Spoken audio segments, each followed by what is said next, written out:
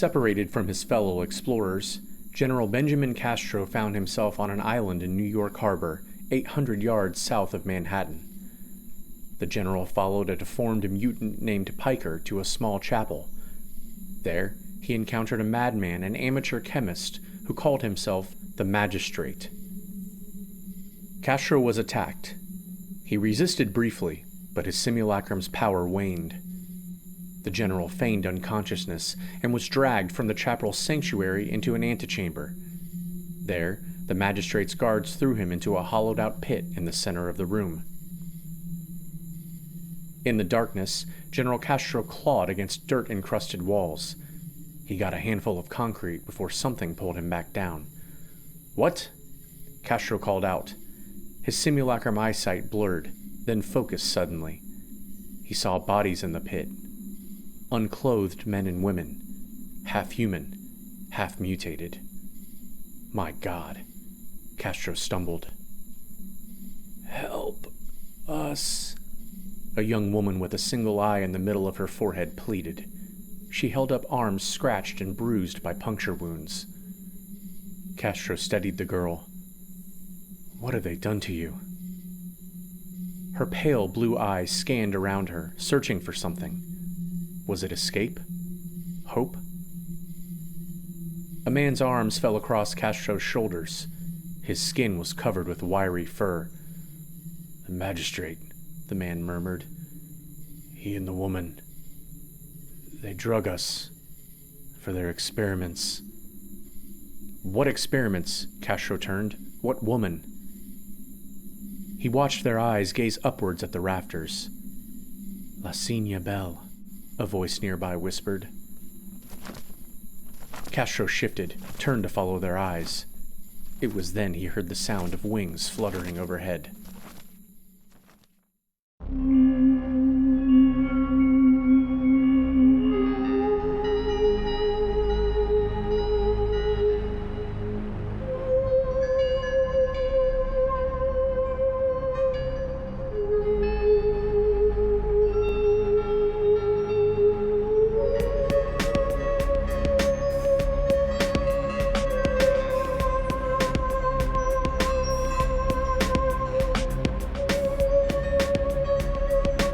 Fire Pit Creative Group presents Aftermath, Episode 14, Threshold, Part 1.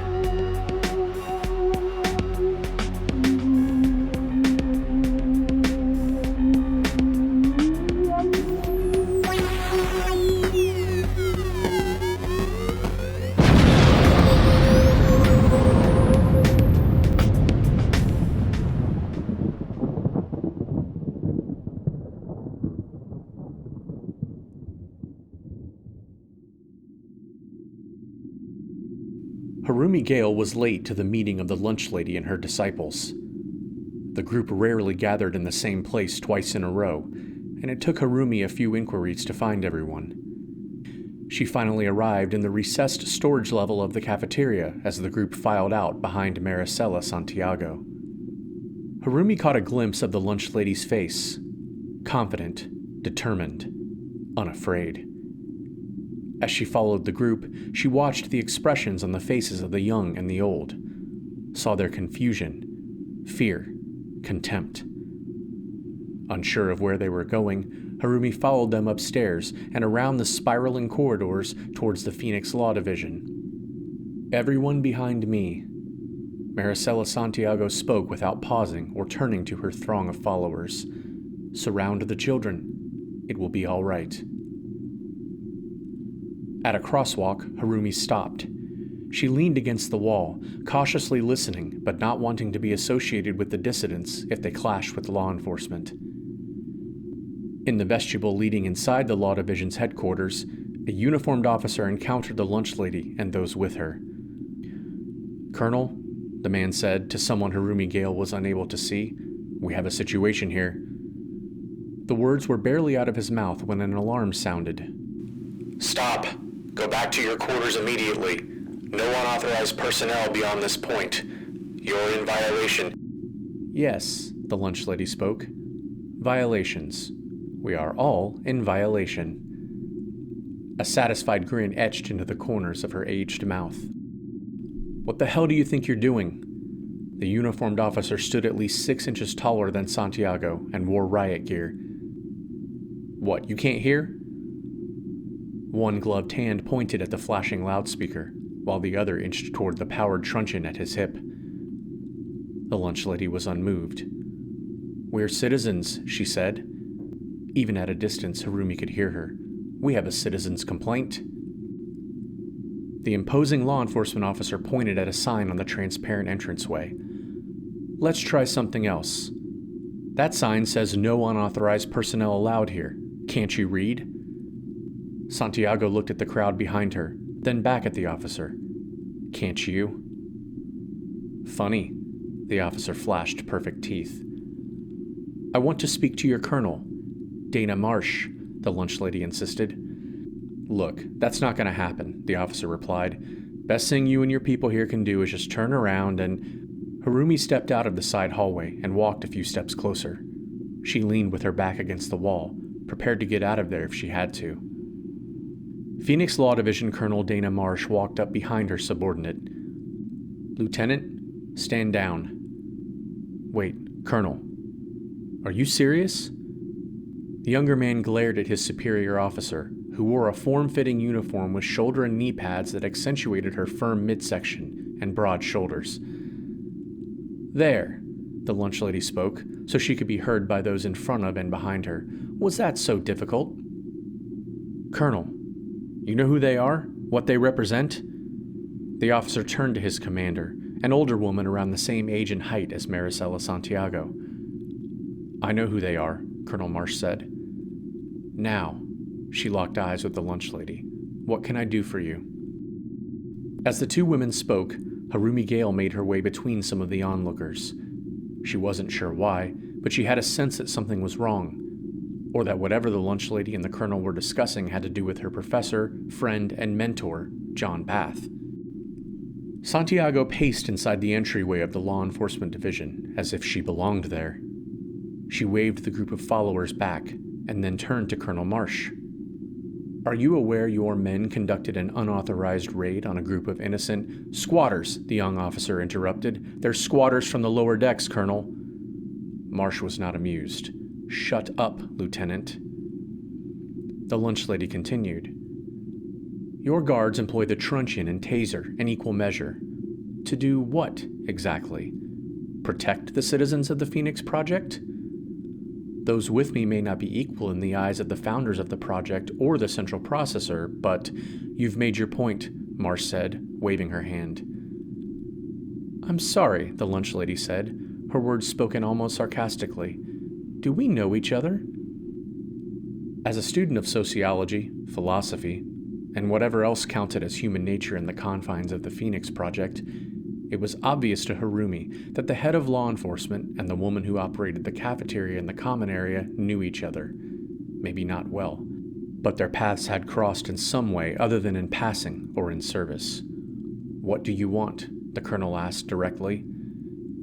"As I was saying," the lunch lady continued, "your men rousted those in what's come to be known as the Squalor."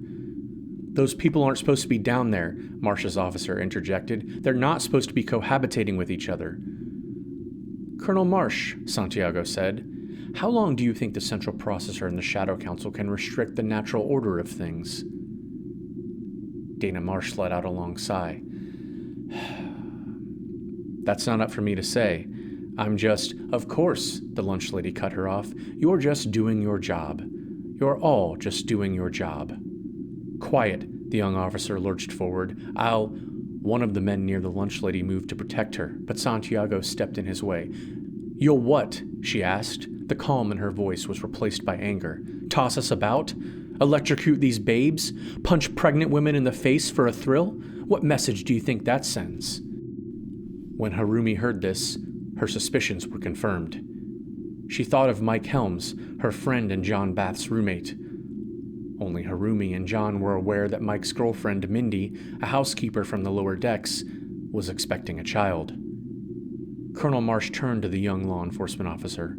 "What is she talking about?" The lieutenant's face went pale, his lips turned up.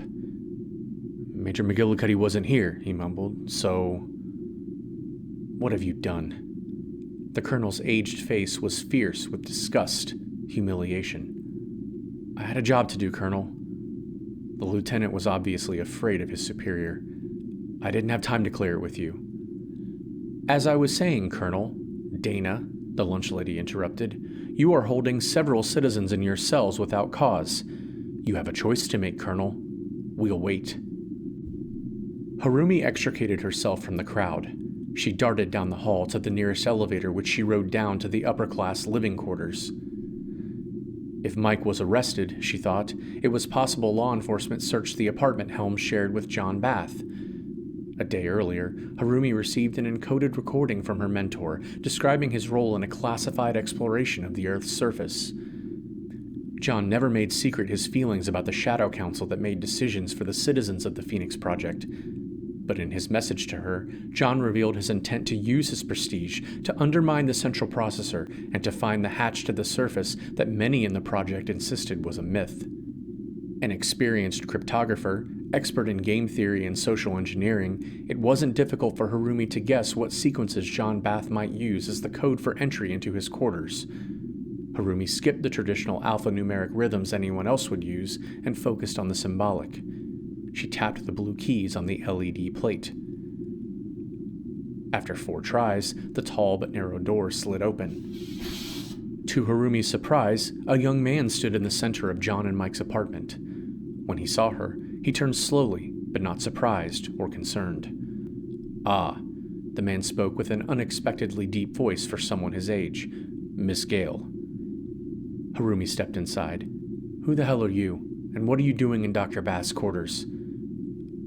"My name is Gabriel Princip," the handsome man said, almost eagerly. "Here, Miss Gale." He depressed a switch on the wall. Motors whirred faintly. The fiberglass breakfast nook Mike and John shared slid out of the wall. "Harumi," Gabriel motioned to the table between them. "Have a seat. I can explain." Her heart ceased racing. Harumi moved forward reluctantly and took a seat.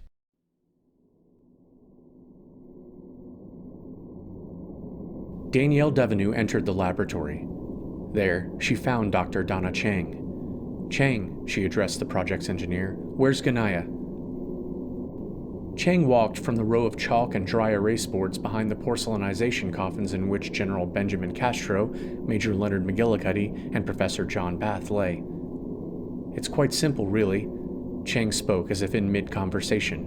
She barely glanced at Devenu and took her place before the machines and consoles she regularly operated. "We can do more than synchronize the information in the green stream. We can upgrade the technology on both sides for seamless capture of information the simulacrum observes." "Donna," the project administrator walked up behind the other woman. Chang turned to look at Danielle, a wild-eyed, almost childlike expression on her face. "I'm sorry?" "Where is Ganaya?" Danielle asked about the project's chief surgeon a second time. "I expect she's taking her downtime," Chang replied. "You seem to be in quite a fit. What is it?" Devenu, who usually exhibited an almost regal posture unnatural for someone her age, collapsed into one of the metal chairs near Donna's workstation. "I'm not sure yet. There was a report of an incident in the law enforcement facility." Chang shrugged, an effort to add levity to whatever situation Devenu was describing. "That's an oxymoron, Danielle," Chang pointed out. "There's always a disturbance in the law enforcement facility." The project administrator shook her head. Her peroxide-perfect blonde tresses fell about the sides of her face, framing pale cheekbones. "That's not what I meant. I think it had something to do with Dr. Bath's roommate." Behind them, the doors to the laboratory opened. Dr. Miro Ganaya entered wearing distressed purple medical scrubs. The olive-skinned physician's hair was usually pulled back tight or over her head in an elegant bun. Today, her long, coal-black hair fell behind her head, stray hairs all about. "I'm sorry," the soft-spoken doctor explained. "I realize we have a short amount of time before the team must be retracted from the green stream." "Miro," Devenu looked up at the surgeon. "Are you all right?" Ganaya nodded. The area around her eyes looked especially dark. There was an excess of injured brought to surgery last night. Apparently some dust-up with law enforcement. Donna motioned to Danielle. She said there's been an incident in the law enforcement facility. Devenu nodded. Apparently a mob of dissidents from the lower levels marched into headquarters. They demanded the release of prisoners. Muriel held fingertips to her dark lips. They were rousted in the squalor, she said, looking down at the peeling linoleum floor. Some were beaten, others tased. They were taken prisoner. Why? Chang asked. Ganaya shook her head and looked at Devenu. I don't know enough about it, she said truthfully, almost humbly. But until I find out more, I'm locking down the lab. Devenu stood. This recent event caused her great concern. It didn't matter who caused the clash between the lower class of citizens in the Phoenix Project and law enforcement. It didn't matter if it was justified. The situation would give credence to the disillusionment of the dissidents and their recruits. In turn, law enforcement would push back. This could only make the groundbreaking exploratory work of Castro, Cuddy, and Bath more complicated. Devenu stood. Pull General Castro and his team out of the Green Stream. For their safety and yours, keep them here until further notice. Danielle smoothed her uniform and walked past Muriel and the conference table at the center of the room. Donna, Ganaya said to the seated engineer, I'll start the countdown to retrieval. Fine, Chang nodded. Danielle stopped before the locked doors of the lab. Don't... She paused, turning slowly and glancing from Muriel and Donna to the coffins. Don't tell them anything about this. You can debrief as usual.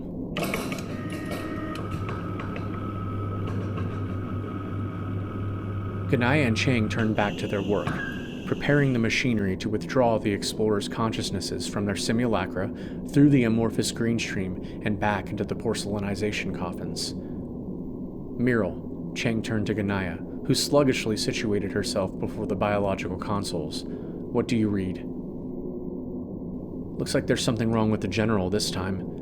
Ganaya's brow furrowed, her eyes squinted in a pained expression. Almost the same readings as when Dr. Bath went dark. Chang observed her display. Since the simulacra don't need to sleep, we must anticipate something happened to him. Here. Donna flipped 2 switches and moved a fader. I'll amplify the power to his neural pathways. Ganaya nodded in agreement. The Major and the Doctor are prepared for extraction. Chang stood, hunched over, setting controls on the coffin. Muriel looked at Donna. They nodded at each other. Ganaya began the countdown as she had several times before, extracting in 4, 3, 2, 1.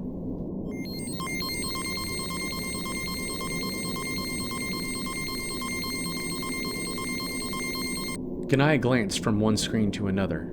She saw a unique waveform she hadn't seen before. The wave strengthened, surrounded by blinking red dots. What are you... Wait, you've been testing your theories while they're in the green stream? Chang half nodded. They aren't theories, Muriel. She glanced at the physician, then back down to her console. She typed commands that allowed Ganaya to see one of her displays. I can see it all so clearly, Chang explained. With the right hardware, we can have much greater authority over the transfer of information in the green stream. We can literally store information as they experience it in real time. We can... Ganaya interrupted calmly. I appreciate what you're trying to do, Donna. Really, I do. But... Wishing to avoid an argument, the engineer followed the usual protocol and fired the switch that lifted the lid from the porcelainization coffins.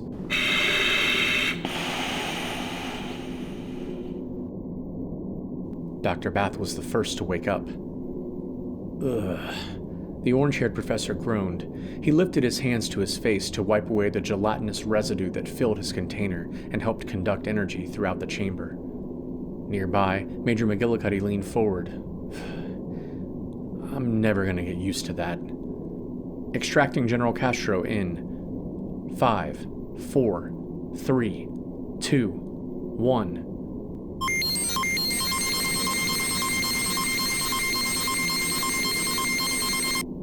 Chang groaned in a monotone way she often did. Her counterparts and colleagues were unsure if this sound meant she was confused, intrigued, or concerned. There was a flutter in the extraction module. Ganaya, her eyes tired and squinting, craned her head to look up at a screen magnifying the interior of the general's coffin. Something's wrong. It's the software, Chang replied. It isn't configured for... What's wrong? Cuddy asked as he wrapped a towel around his waist. In a minute, Major. Ganaya raised 2 fingers. We're losing him, Chang. Can you code? The seated engineer slid from LED consoles to analog machines stacked at her knees. I'm already on it, she said, assuredly, her hands reaching, fingers punching buttons, pulling and replacing a fiber optic cable. Without missing a beat, she stretched from one console to the other, typing computer code with both hands effortlessly. Dr. Bath pulled a robe over his naked body. He hovered over the engineer and rubbed the back of his head, where needles had punctured his hairline, skin, and skull. Coding? How are you doing this? What's happening? He leaned sideways so he could watch Chang's eyes dart back and forth from display to display. Ganaya turned to Cuddy and Bath. There was a problem with General Castro's simulacrum. When we tried to withdraw him from the green stream, the onboard software crashed for a moment. For a moment, Cuddy asked. Seems like this keeps happening, Bath scoffed. Shut your mouth, Bath, Chang lashed out, this tone unusual for her. Damn it. Muriel leaned into her diagnostic console. She configured the screen so she could see everything inside the coffin, Castro's biometric readout, and the strength of the green stream. Talk to me, Chang. Chang was silent. Brainwaves are strong, Ganaya said, but his heart... Oh my goodness. Major McGillicuddy rushed forward, cautious not to interfere with what the physician was doing. What is it? Look, Muriel pointed. Donna's coding the software so quickly, writing the program with one hand and the backup with the other. Bath looked at Chang, then back at Cuddy and Muriel. Her eyes are closed, he said. I've never seen anything like it, Ganaya replied. Chang's round chin tilted upward, but her eyes remained closed. I can see virtual fiber optics like tunnels of tangled wool. Donna? Ganaya was concerned. Chang's lips moved quickly, words coming like a flittering pulse of murmurs on top of murmurs. There! There! Chang shouted as bloodshot eyes opened. General Castro groaned inside the coffin. He expelled viscous liquid and matter from his mouth, spitting it over the cold white machinery. Ganaya rushed to the general's side. General! Benjamin, are you... Castro leaned against the side of the chamber. Get me out of this goddamn thing. Cuddy and Muriel helped General Castro out of the coffin and into his wheelchair nearby.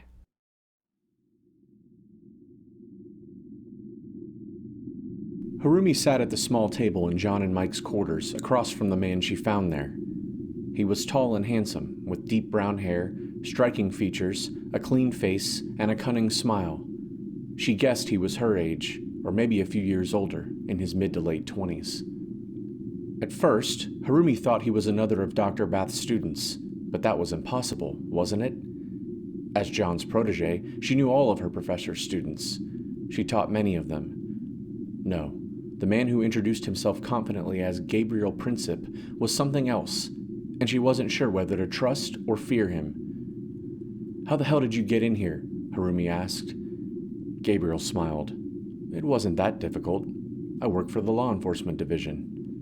Harumi withdrew a little. No, that's all right, Gabriel said, holding up a hand. I'm not an officer, Harumi.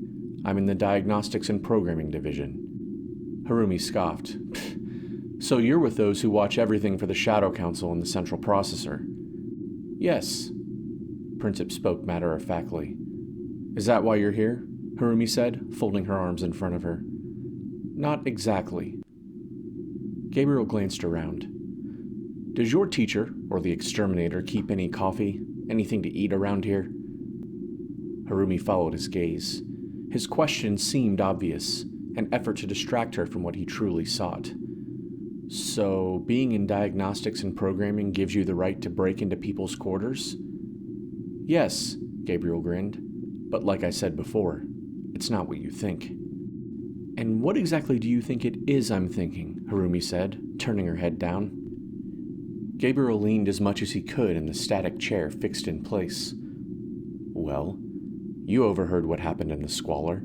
You saw the dissidents march on the Law Division. Maybe you heard Mike Helms and Melinda Wyndham were part of the group that was... Fine. Harumi raised her hand. You've made your point. You're with law enforcement. You know everything. So why are you here? Gabriel nodded and leaned close to Harumi. Believe it or not, I'm a friend. I'm here to help. I'm here for the same reason you are.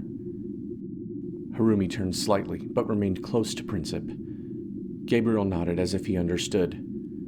It's fine. I wouldn't expect you to believe me. I know Professor Bath has his misgivings about the Phoenix Project. Harumi rolled her eyes. You figured that out all by yourself? John's a self-professed anarcho-syndicalist who writes about the failure of the project to realize freedom and self-actualization within the tenets of that philosophy. Clever, Gabriel said, but you know as well as I do that John has committed his philosophy and musings to 2 notebooks. Princip's words hung in the air between them. Harumi thought about the recording John sent to her, in which he laid out his plans. He also described his notebooks, which contained his philosophy and his findings. He wanted Harumi to use them to carry on his work bringing truth to the citizens of the Phoenix Project. That's right, Gabriel continued.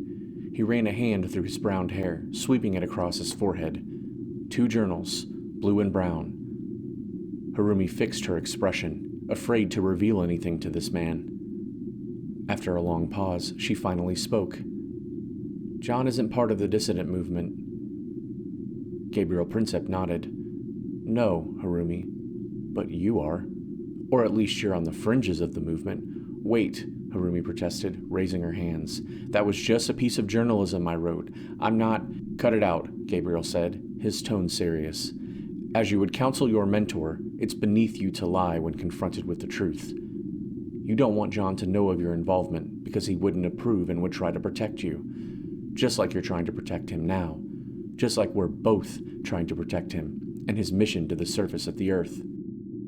John Bath's protege leaned back, eyes wide. She shifted uncomfortably, then stood. You know about that? She took another step backwards. Of course I do, Harumi, Gabriel said, lowering his voice. And I want to help.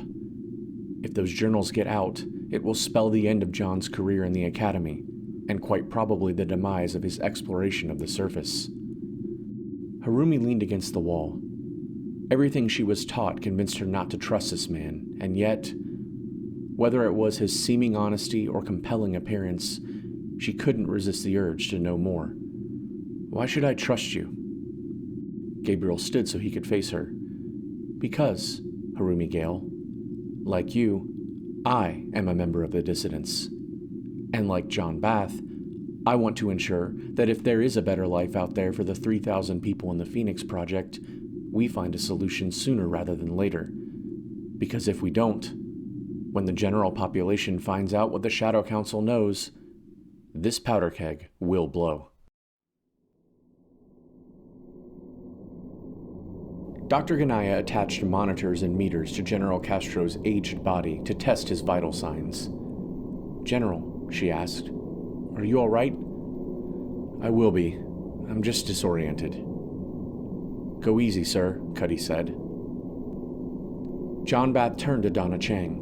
What the hell was that? He asked. What happened? Chang addressed the group gathered around the brushed metal conference table. After my experience in the simulacrum, in the lab under Liberty Island, I was changed. I saw the whole project, the technology, differently. What do you mean? Meryl asked. Well, it was no longer construct, Donna replied. Engineering. It is like a living, evolving organism. Bath scoffed. That's impossible. Chang looked down at her hands, then at the machines scattered around the lab. I don't mean that the technology, the coffins, the green stream, the simulacra are alive. Of course not, Doctor. But the living nanites, the machines and the biomechanical pseudoskins are adapting to your unique neurology. They are coding information in the simulacrum, acting as electronic glucocorticoids. You mean like hormones? John asked. Ganaya nodded. Cortisol, adrenaline, testosterone. Yes, Chang said, and norepinephrine. And they are magnifying neurological and brain activity, multiplying our ability to consume information, sending the data back, here. Cuddy glanced across the room at the engineer. He gestured for her to join the group at the table. You say these nanites are adapting. Are they harming us in the simulacra? As far as I can tell, no. Chang walked from her workstation to the conference table. In fact, they are making our human bodies more proficient. In my case, revealing the inner workings of the technology itself. In your case... Cuddy looked over at John. Bath read an entire library of antique books in less than an hour.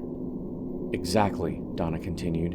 And if my analysis is correct, once you shrug off the physical and psychological effects of being in the green stream, you will retain that knowledge, page by page, word for word. Castro smiled at Dr. Bath. What did you read, John? The professor sighed deeply. His eyes seemed to scan overhead. Shakespeare, crime novels, Nietzsche, Churchill, most of the New Testament. Castro cut the academic off and addressed Chang. You said the nanites were multiplying, magnifying the information, the impulses we experienced there, and sending it back here? Yes, the engineer replied. And so far, I've been able to capture that data, here in the mainframe. That's why the software fluttered, said Ganaya, concerned. Why it crashed. Chang nodded. An abundance of psychological and biological information. I was unprepared to store the data. It overloaded, and... And what? Cuddy interjected. I fixed that, Chang finished. Bath pointed at the engineer's console. So that's what you were doing when you were coding. Yes, Dr. Bath, Donna explained. It just came to me. I saw it revealed to me, like whoever originally programmed the technology intended for this to happen. They expected futurists to understand how to make it work. Cuddy ran his hand over his face, felt his mustache.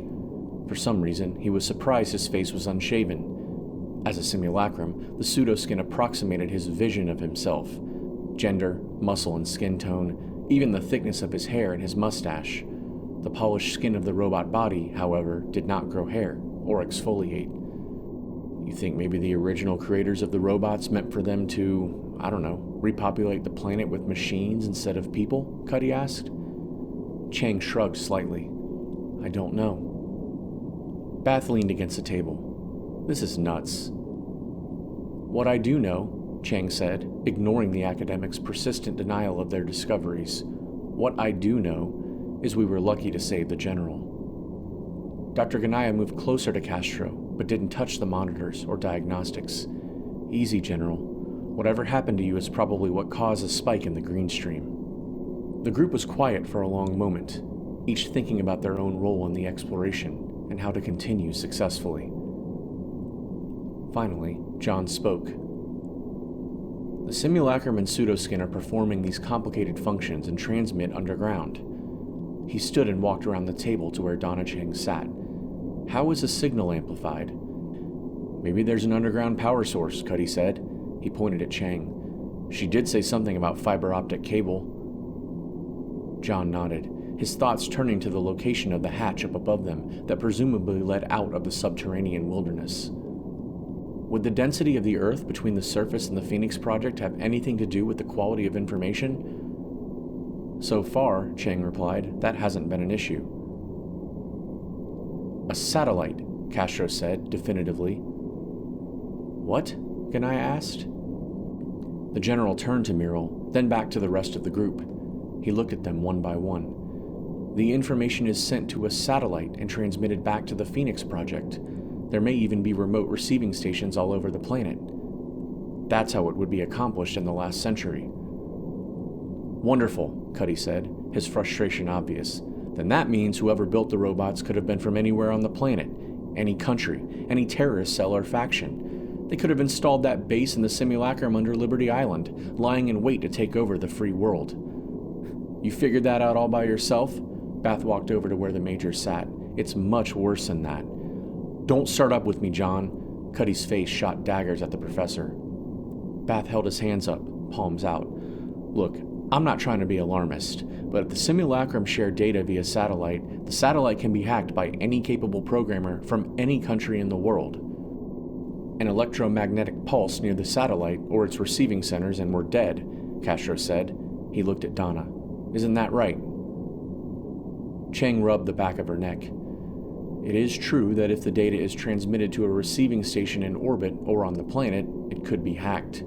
It could be intercepted, and the simulacrum could be compromised." Muriel stood and paced. "A hacker could steal the data, but couldn't control the simulacrum. All biological information is controlled at the source and its focal point, here, through the coffins and the interface." "You mean those damn needles that go into our heads," Cuddy said. Ganaya nodded. "Listen," Cuddy continued, "we don't have a lot of time." The lab doors opened nearby. Danielle Devenu entered. "Gentlemen," she said to General Castro and his team, "welcome back. I trust your latest recon was fruitful?" "General?" "We were attacked," Castro explained. "We got separated." Cuddy looked over at Devenu. "Bath's and my robot bodies are in storage on our way into Manhattan. We're heading up to Grand Central Station to..." Cuddy's voice trailed off. He was reluctant to detail for the project administrator how their exploration got sidelined in an errand of mercy for grubbers in the catacombs of the Brooklyn Battery Tunnel. He hoped Bath would keep his mouth shut as well. Castro continued. "As I explained, I got separated from Major McGillicuddy and Dr. Bath. In the moments that followed, he gave an overview of his escape from the mutants who attacked the ferry they sailed from Liberty Island into New York Harbor. He told of his nighttime passage along Nut Island and meeting the boy mutant Piker and the delusional magistrate. I was thrown into some kind of hole in the ground," Castro finished. Cuddy pointed at the rest of the group. "We're going to find a way to get you out of there, sir." Devenu started to sit, then anxiously stroked a wild strand of blonde hair over an ear. "So, who is this magistrate?" Castro looked up. "As far as I can tell, he's some self-appointed judge experimenting on these people, both mutants and humanoids. I think he's trying to figure out why some were resistant to the virus, or radiation, or whatever caused the mutations." "He sounds completely insane," John said. "Yes," Ganaya interjected, "but it would be useful to know the extent of his research." "You can't be serious," Cuddy asked. Muriel looked at Cuddy. "The safety and livability of the remaining population is a cornerstone of the mission, Major." Cuddy stood between Bath and Ganaya. "Wait a minute. This nutbag captures a general, and you're concerned about his research? I say we arm ourselves and force our way onto the island, get the general back, and take out any of these monsters that get in our way." "That's always your idea," John said, pointing at his temple, then at where General Castro sat in his antique wheelchair. "The general is right here." Cuddy raised his index finger. "You know what I meant, dumbass." "There was an armory on the island," Castro said. John glanced over at Danielle. "We can't make saving the mutants a priority when we can actually help the survivors." Donna nodded in agreement. "It's all a diversion. We should stay on course." Danielle took an audible breath. She raised her hands, palms down as if to lower the tension in the room. "However possible," she instructed, "we proceed to Manhattan, gather more information, and report to the Council." John approached the administrator. "You report to the Council," he said. "We can't accomplish as much split up," Cuddy added. Ganaya turned to General Castro. "Was your simulacrum damaged?" The general shook his head. "I don't think so. It just powered down." Chang spoke to Castro and Ganaya. "If I can have some time, knowing what I know now, I think I can upgrade the technology, engineer a way the team can stay connected to the green stream longer without adverse side effects." "What side effects?" John asked. Devenu walked to the center of the table. "I think you're right," she said. We need more time in the green stream. Time to get the general back with the team. Time to continue the exploration as planned. She leaned forward, placing her fingertips on the table. She closed her eyes. In the meantime, she spoke cautiously, there have been other developments. What developments? Castro asked. All eyes turned to the project administrator. There was an organized protest in the law enforcement division. What? Cuddy felt the pull of duty. I need to get up there. Dissidents forced the release of several prisoners, Danielle explained. I'm sorry. Cuddy, John, you can't leave here. Either of you. Why? There was a tone of intensity in Bath's voice. Danielle swallowed hard. Some of the prisoners, including her roommate, Mike Helms, and his girlfriend, Mindy, John corrected Danielle. Did you know she was pregnant? Devenu looked at Bath, a grim look of pity on her face. What do you mean, was? There were... Danielle hesitated, a hint at tears in her otherwise beautiful blue eyes. There were complications.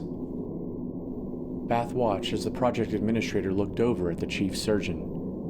Their shared expression betrayed they knew something, but were reluctant to inform the professor. Damn it! John shouted, the contempt strong in his tone. Get me out of here. Let me go. It was not difficult for Major McGillicuddy to restrain Dr. Bath. It was, however, hard for the stronger, more forceful man to hide his empathy, concern. Devenu continued. There was an altercation with the law enforcement officers. Mindy's in a coma. An altercation? John flailed angrily against Cuddy. Mindy and Mike are the gentlest people ever. They'd never hurt anyone. If anything happens to them, he aimed a pointed finger at the law enforcement officer. I blame you. Me? Cuddy let Bath go. I was in New York with you. Your whole crew is a bunch of bullies, John said. Animals. Cuddy was tired of trying to convince the professor of the need for law enforcement, or the danger of those who refused to submit to the will of the central processor. Look, John, if they were with the dissidents, then... Shut up, John interrupted. They aren't dissidents. They're just people, like everyone else. You got it? The major held a hand between him and John. Back off me, Doctor. Doctor. Major. Danielle walked to where John and Cuddy stood at odds with each other. The matter is being referred to the Shadow Council for review and any necessary action. Oh, how convenient for you and the Shadow Council, John sniped at Devenu. That's not justice. That's absurd, and you know it. You all know it. But you're all cowards. I want to see them. I want to see Mike. Now. Cuddy turned to Devenu. Let him see his friends. He backed away from Bath. Unlock the door. Danielle gazed for a long moment at the lab door, then at the team before her.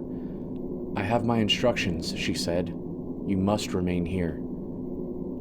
Damn your instructions, said John. He's right, Cuddy agreed. Who's going to hold us here, Devenu? You? Castro struggled, pushing himself up from his wheelchair. Though his lower extremities were dulled and he was unable to move his legs, he leaned, bracing himself against the metal table. Let them go, he commanded, eyes piercing, powerful forearms flexing. Without hesitation, Danielle Devenu looked at Major McGillicuddy and Dr. Bath. She nodded at the laboratory door. As she watched them leave, Danielle was unsure how she was going to explain this to the Shadow Council. It disturbed her that her first inclination was to lie. Her second was to not give a damn.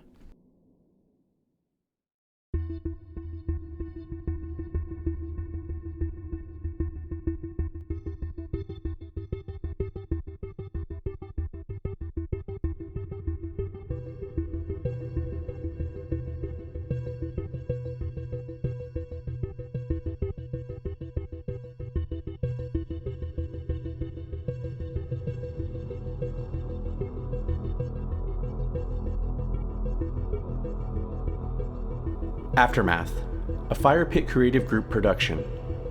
Based on a story created by Rhett Davis, with characters created by Rhett Davis, Warren Davis, Willem de Greef, and Cole Hoopingarner. Original script by Warren Davis, with Cole Hoopingarner. Narrated and produced by Cole Hoopingarner, with music by Warren Davis. Links to the sound effects used for Aftermath can be found in the description section of each episode. Aftermath and its story and characters are copyright 2019 by Firepit Creative Group.